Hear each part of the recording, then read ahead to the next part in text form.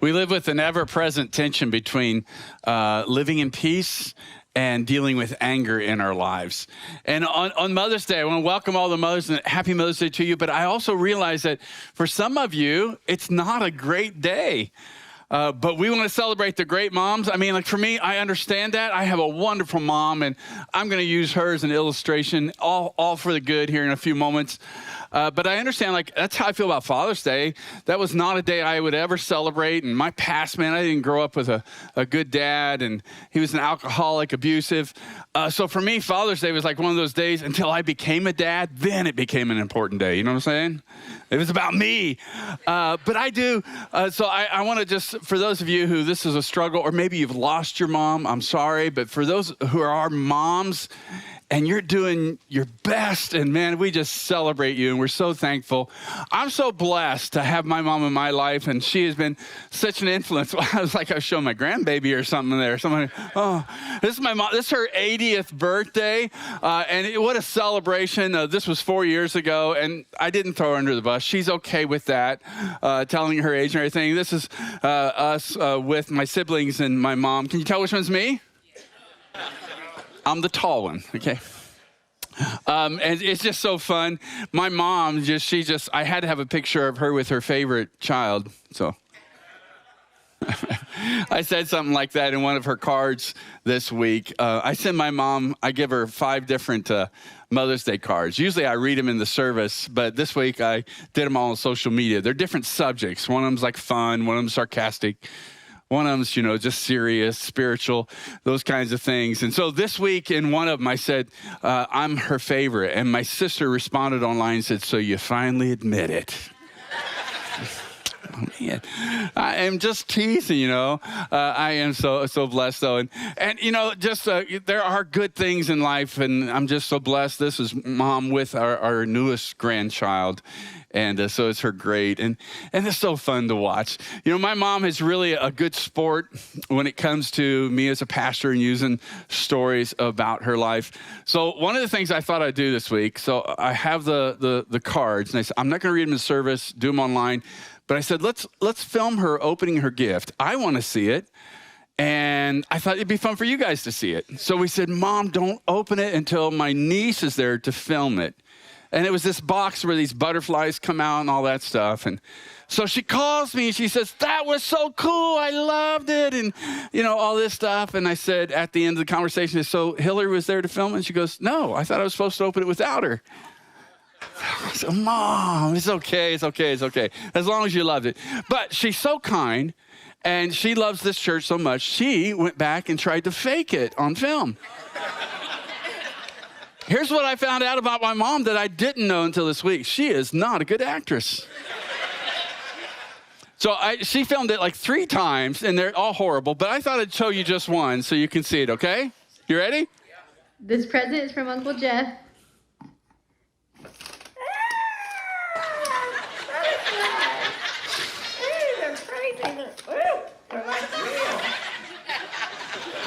I don't know if you could hear her, but these butterflies, they have them wound up, and they just go everywhere when you do it.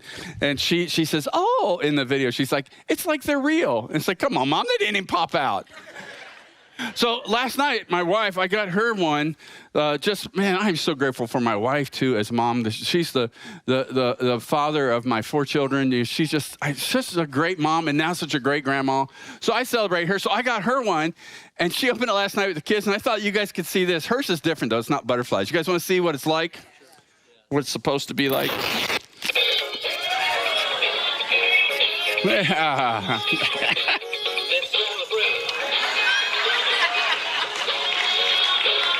There we go.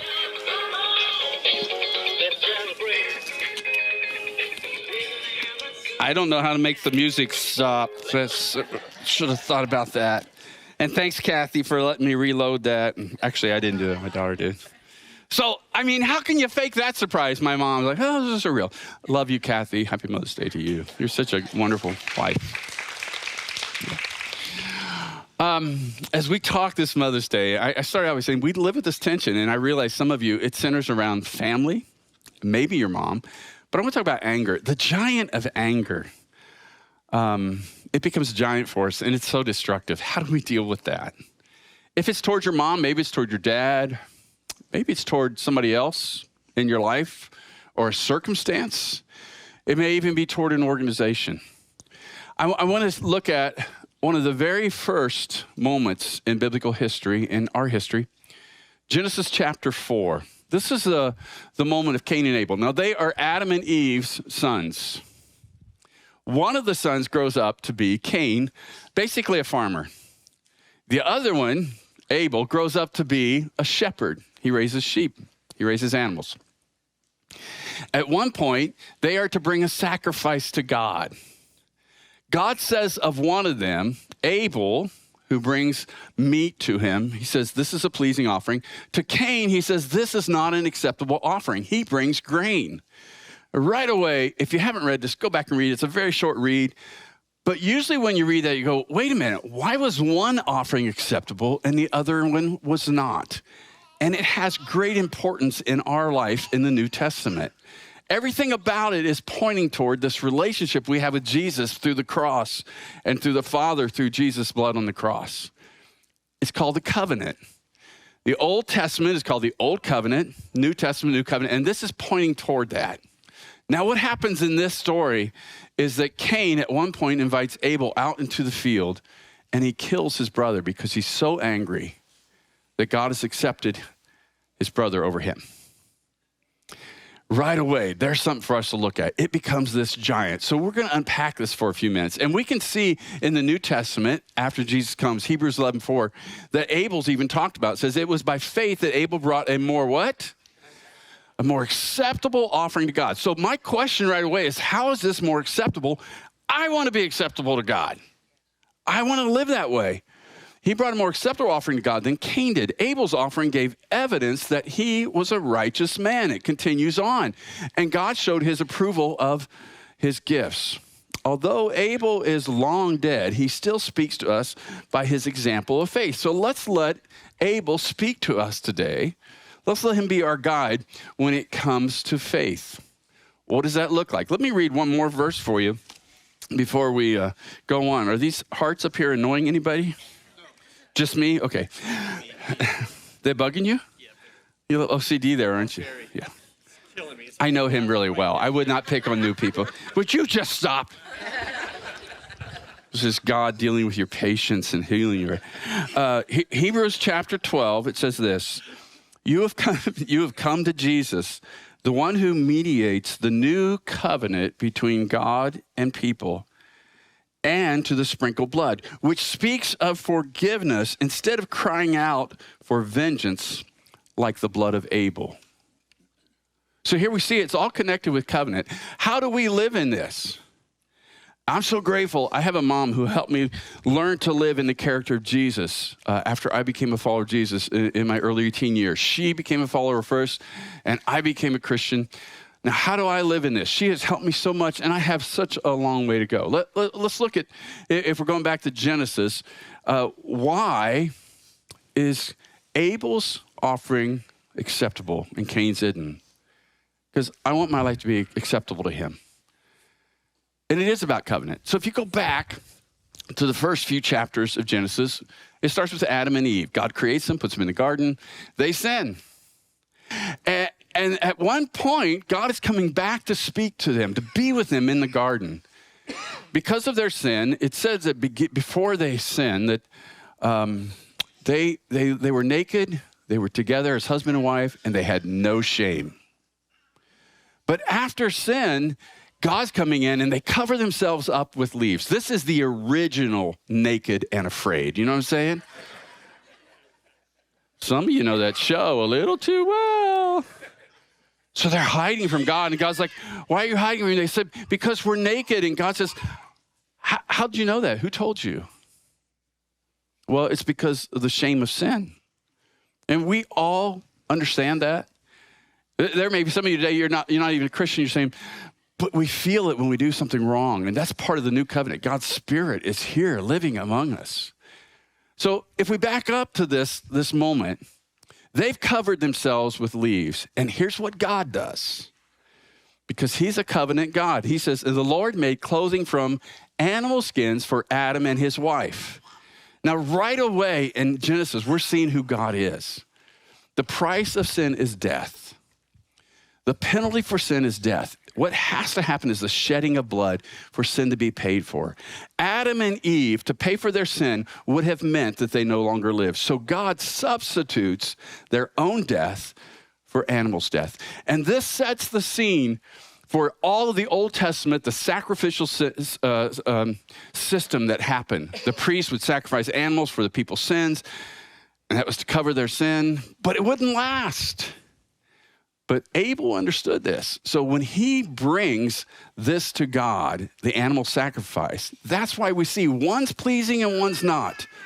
One is in line with God's system of forgiveness, and one is not.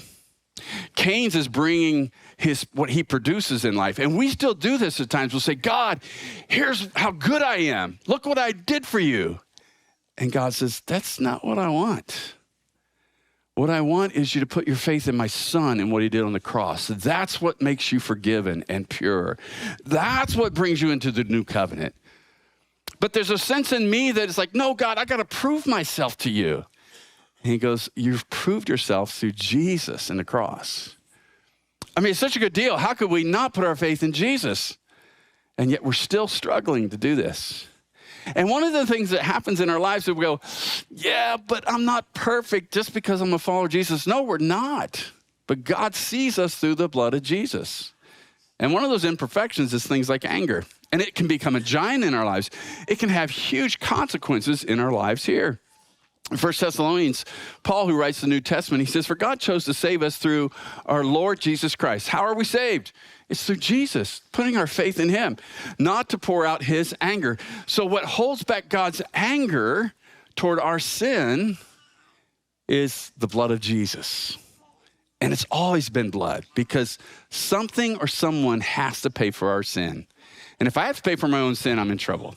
So we see this even all the way back to Cain and Abel. Now, one of our problems is, though, we deal with sinful things on a daily basis. Things like anger. Did anybody get angry this week? Don't raise your hand. And if you didn't have an opportunity to get angry this week, I promise you will real soon. You'll be able to put this message to the test right away because, man, life people can make us angry. Sometimes those we love the most. Sometimes people we're driving with on I-10. Right?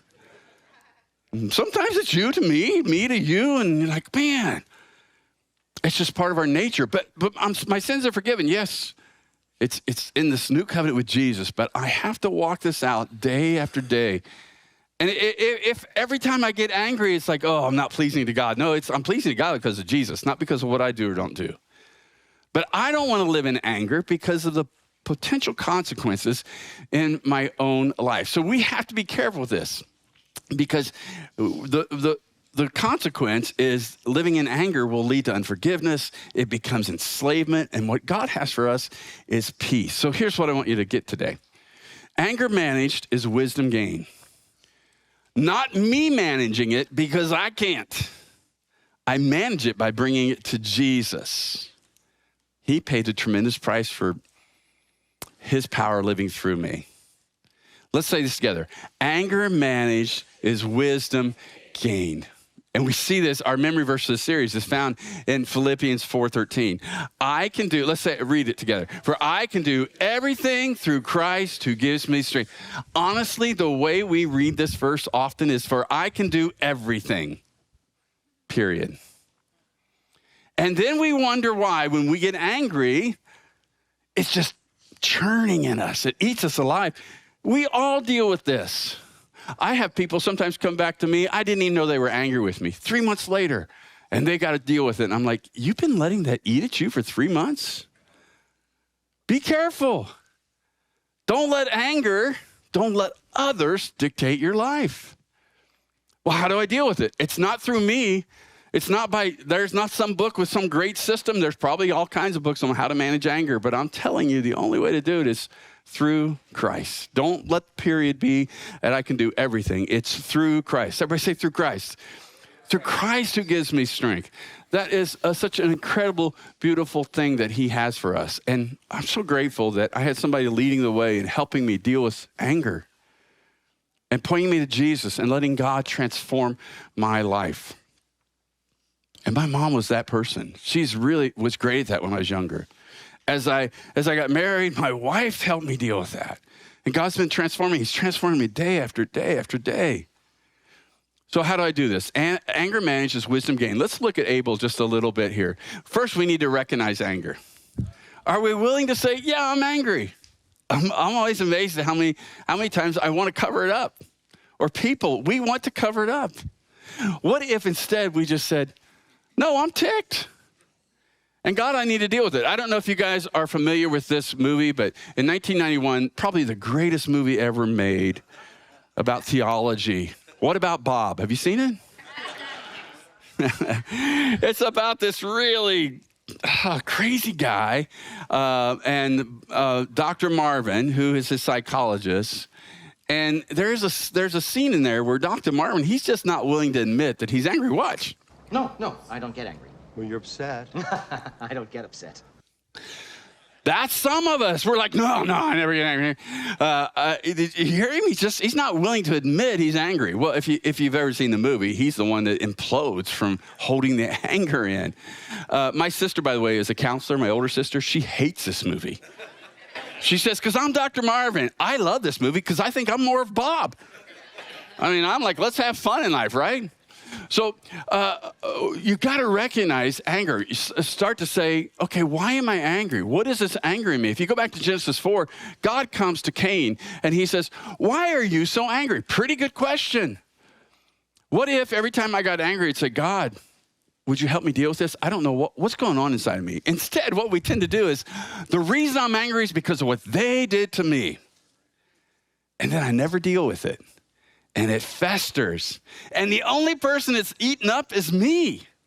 So what if I started with God's question? Why am I so angry? God, why am I angry? Would you bring healing into my life over that? Because I want to live in your peace. The Lord asked Cain and he says, why do you look so dejected? Why do I feel that? Why do I experience that?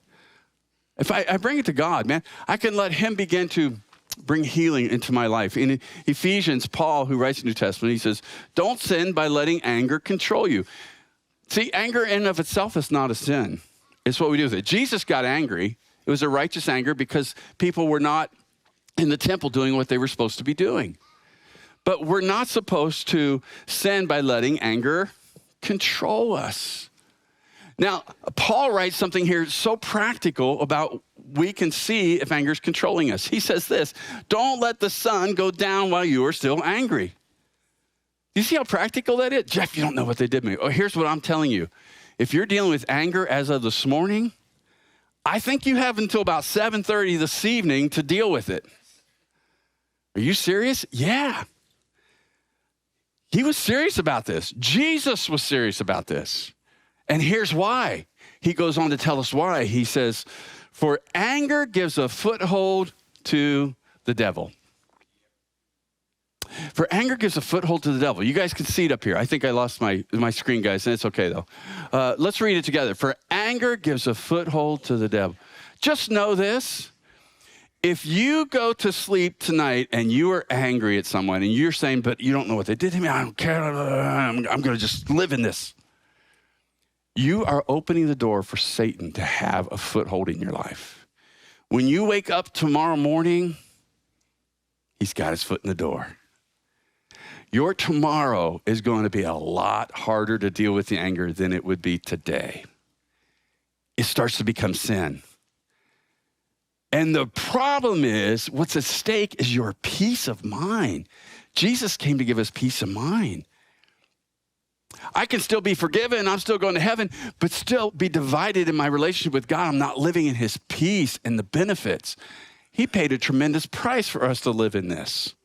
I don't want to let him have that foothold in my life. So I need to deal with it, and I need to deal with it right away. Recognize anger. Why? Because anger managed is wisdom gained. Say it with me again. Anger managed is wisdom gained. Second is pursue righteousness. Pursue righteousness. And we see this in Genesis with Cain and Abel. You will be accepted. This is God speaking to Cain. He says, you will be accepted if you do what is right. Well, what's right? Well, what Abel did was right. He's trusting in God's plan, God's system versus his own. I need to trust in Jesus and in his system. I need to pursue righteousness. And I'm so grateful. If you meet my mom, you probably, if you've heard of my story about how abusive and hard and dark my life was growing up, people don't think about the part of the story that my mom was married to that man. I watched her, and that was part of the pain, be abused. I watched her be abused. But if you meet my mom, probably in a casual conversation, you're not going to hear her be angry about that. She had to deal with that. Probably still deals with it today, of God just bringing healing. How do you deal with it? Well, she decided to pursue righteousness, to pursue Jesus. That's what righteousness is. It's found in him. And she helped me to begin to do that. As a young man, a young teenager, man, just all that anger would come up, and she'd say, no, you pursue Christ and his character. His character is this. And it's not me. It's Christ in me. I can do all things through Christ. Not Jeff. I just don't discipline myself into this. It's through Christ. We see this from James, Jesus' half-brother in the New Testament. He writes, human anger does not produce the righteousness God desires. It won't happen that way. It happens through us pursuing Jesus and what he did for us. Our mission here is leading people to Jesus. Man, we are pointing you to Jesus. And this is why the peace that you're longing for is in him. And otherwise, the enemy will get that foothold in the door. You're going to wake up, if not tomorrow, in a few days, weeks, and you're going to go, how did I get here? Now, you may not say, well, Jeff, I'm not going to kill my brother. I'm not going to kill this person over it. Jesus said this, in the Old Covenant, the Old Testament, it was law. Don't murder. Jesus said, now, I'm not cutting that out. What I'm doing is fulfilling it. And here's what I'm telling you. The New Covenant, the New Testament, is a heart issue, that our hearts are made pure. It's not just legalistic rules and regulations, and we couldn't live by them anyway. We failed miserably. But Jesus said, the law says, don't murder. I say, don't even get angry, because when you do, you've murdered in your heart. Ooh. But Jeff, I get angry at people. I know. Deal with it before the sun goes down. I mean this so much that if you're in bed and you're like, I am so angry, get out of bed and deal with it. You may need to make a call. You may need to go see somebody, but deal with it. Go to Christ and Jesus, forgive me. Why am I angry? I want to pursue you and your righteousness. That's the only thing that's going to bring me to the peace that God has for me. Recognize anger, pursue righteousness. Anger managed is wisdom gained. Say it with me again. Anger managed is wisdom. Yeah. Last is master self-control. Now don't go off onto the rules and regulations on me here. The way you master it is, I can do all things. You guys got it. You're geniuses. We can do this. As long as we look to Jesus. And we see in Cain and Abel's story, God speaking to Cain, he says, but if you refuse to do what is right, then watch out. If you refuse to deal with this giant in your life of anger, and we all deal with it on some level or another, then watch out. God says this, sin is crouching at the door, eager to control you. You probably know somebody who's controlled by their anger. They're probably not your favorite people to be around. They're probably people you're like, ooh. Be careful. If you're not willing to do what's right, putting our faith in Jesus, letting him deal with my anger, sin is just crouching there like a tiger waiting to control you. But you must subdue it and be its master. How do I do that? I've tried. I've read the books. I've listened to the podcast. No, I can do all things through Christ. It goes back to this very first thing. God, I'm angry. They've ticked me off. I've had people tick me off this week. You know, one of the hard things about my job as a pastor, I say this all the time, but the people who get mad at me and make me mad, they're all Christians. You know, they go to church here, and you're our pastor, and then all of a sudden did something stupid, and I made them mad, and what do I do with that? God, why did that make me mad? What's inside of me? Would you bring healing into my life? I want to pursue righteousness. I want to master this. I want to master it by letting the Holy Spirit control my life. The fruit of the Spirit is self-control. Otherwise, I'm giving up my peace. Usually, the other person doesn't even know. Sometimes they do. I don't want to give up my peace. I don't want to give up my life. So we need to master this. Self-control is one of those things that is a fruit of the Spirit. I cannot do this on my own. It's the character of Jesus. Galatians chapter 5. One time my mom, and I don't know if my mom is so fun that she taught me to have fun, or if I'm just so passionate about it. It's one of my 5 values in life is I think life should be fun. I have pastor friends, they'll tell me like, man, I just think ministry is no fun anymore. And I'm like, you should quit. And like, you serious? I said, yes. Our God is a God of peace. And man, there should be joy and fun. And I think church should be fun, right? And I'm here annoying Ted the whole time with these hearts laying right here. I love you, Ted. Right after service, y'all pray for him. He's going to be up here picking these up for me. You're a good man, Ted. My mom, so she, just speaking of self-control, I was thinking of remembering this in some other days. So we would always go at each other in a fun way. My mom she and I never really argued except for one time. And it was over a girl I dated, and it was not over my wife, some other girl. And by the way, she was right. Sorry, Mom. I don't know if I've ever told you that, but you were right. Yeah. That was painful. So we're just playing around, and we were in a water fight. I'm a teenager. It's water fight in Colorado. It's in the summer. And if you guys remember, do you remember when phones were connected to the wall? Yeah, and the cord and all that. Some of you younger people, you're like, what the heck are you talking about? How could you live with a phone connected to the wall? I know.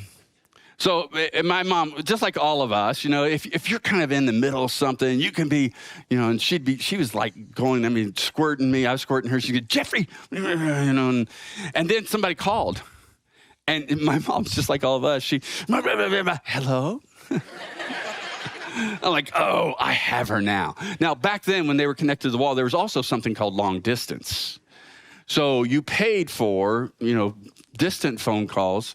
You had to pay by the minute. Well, so if a friend's calling her, I know she's staying on to take that call because she's not calling them back. They're paying for it. So my mom, and she's going, you know, and we're having some fun there with it. And I thought, I got her. So I went out front and I got the garden hose. I know, isn't it terrible? I brought it in and she is right away going, hello, you know, and I let it loose, man. I knew she wouldn't hang up, and she didn't. She was soaking wet by the end, but she didn't. Kind of a picture of self-control, you know what I mean? Man, we got to master self-control. Otherwise, sin will take over when it comes to anger in our lives. In 1 Peter, he says, prepare your minds for action and what? Exercise. But I'm not good at that. Neither am I. It's the fruit of the Spirit in me. What do I do? Man, when it's coming up, it's like, why is this going? Oh, Lord, let your Spirit take over right now.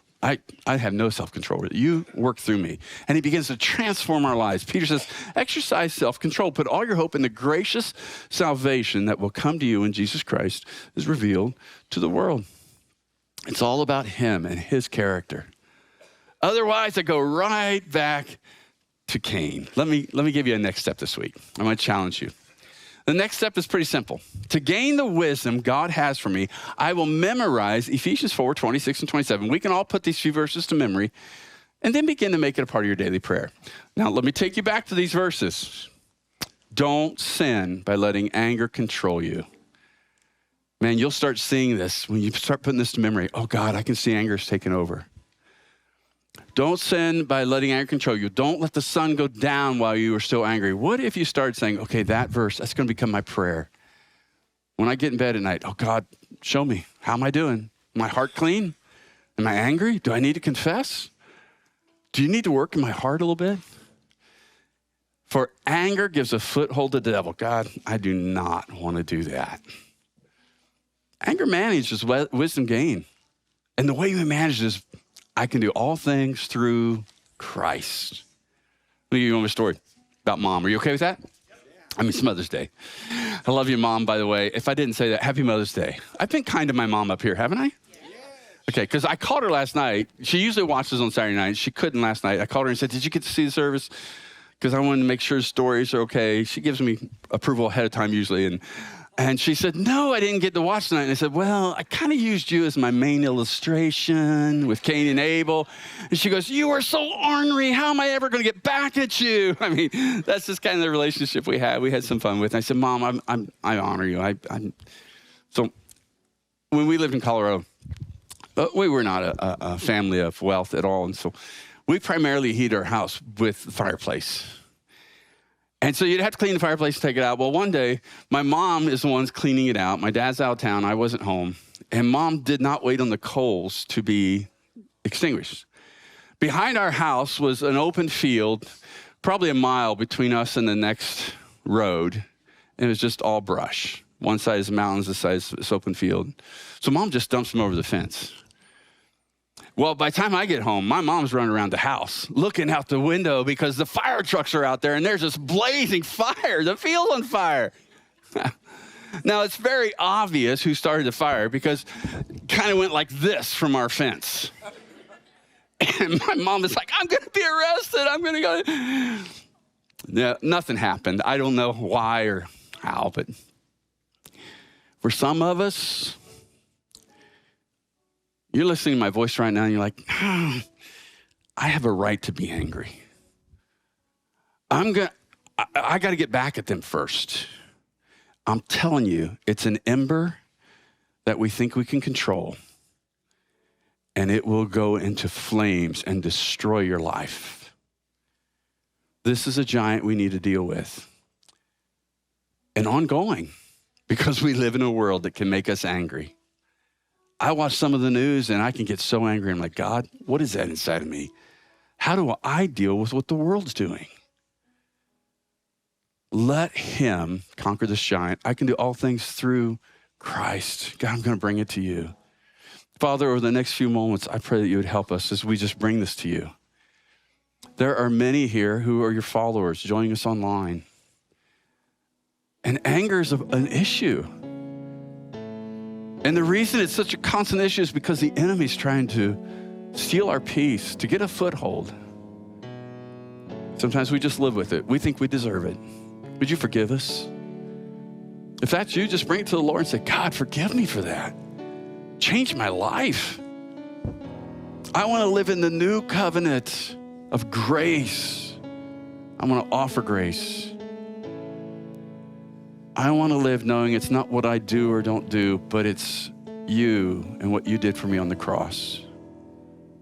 So I just bring my anger to the cross, to your mercy. Now, if you're not a follower of Jesus, it all starts right there. Just pray this prayer. Just say, Lord, I want to invite you into my life. I recognize I need you. I want to live in relationship, a right relationship with you. Forgive me of my sin. I receive your peace this moment. Let me begin that journey. In Jesus' name I pray. Amen.